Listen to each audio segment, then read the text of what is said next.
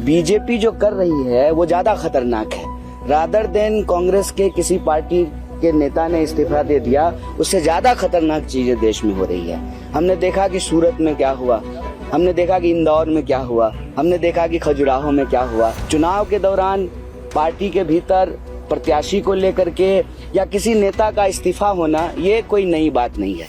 कांग्रेस में भी फूट है आपके नाम को लेकर, लवली छोड़ देते हैं, खत लिखते हैं, आपका नाम भी का भी जिक्र करते हैं, तो इसे आप किस तरीके से देखते हैं? क्योंकि चुनाव के दौरान ये होना तो क्या नुकसान होगा या फिर किस वजह से आप मान रहे हैं? अव्वल तो जो है वो पत्र मुझे नहीं मिला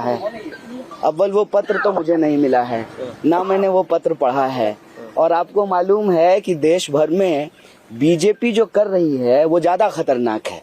रादर देन कांग्रेस के किसी पार्टी के नेता ने इस्तीफा दे दिया, उससे ज्यादा खतरनाक चीजें देश में हो रही है।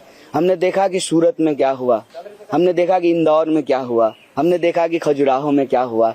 मैं तो दिल्ली के लोगों को भी कह रहा हूँ कि आप सौभाग्यशाली हैं, आपके पास मौका है कि आप वोट दे पा रहे हैं, आपके प्रत्याशी टिके हुए हैं, तो आप वोट दीजिए। क्योंकि आपको जो ये वोट देने का अधिकार मिला है ये आपके पास रहेगा कि नहीं रहेगा, पूरे देश की सूरत जो है वो सूरत जैसी बन जाएगी, इस पर विचार करना चाहिए और इस पर चर्चा करना चाहिए। चुनाव के दौरान पार्टी के भीतर प्रत्याशी को लेकर के या किसी नेता का इस्तीफा होना ये कोई नई बात नहीं है। नई बात ये है कि प्रत्याशियों को डरा के धमका के बिठा देना, प्रत्याशियों को अपने साथ मिला लेना और चुनाव ही नहीं होने देना, ये ज्यादा खतरनाक बात है।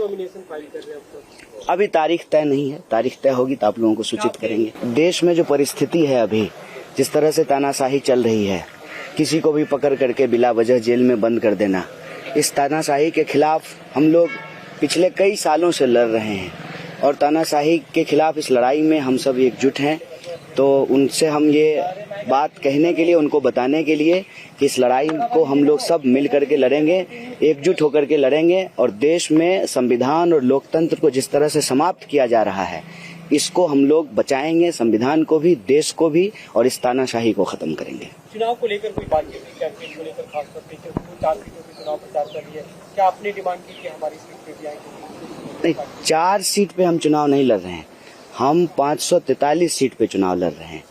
हम इंडिया अलायंस के सब लोग जो है घटक दल हैं और ये अलायंस पूरी तरह से एकजुट है। दिल्ली की भी 7 सीट पे चुनाव लड़ रहे हैं। तो जो भी हम लोग रणनीति बना रहे हैं वो किसी एक प्रत्याशी के लिए या एक पार्टी के लिए नहीं बना रहे हैं, वो दिल्ली के लिए बना रहे हैं, दिल्ली के लोगों के लिए बना रहे हैं। क्योंकि ये दिल्ली के लोगों के आत्मसम्मान का सवाल है, किसी को, एक व्यक्ति को सांसद बनाने का सवाल नहीं है, किसी एक व्यक्ति को प्रधानमंत्री बनाने का सवाल नहीं है, एक पार्टी की सरकार बनाने का सवाल नहीं है।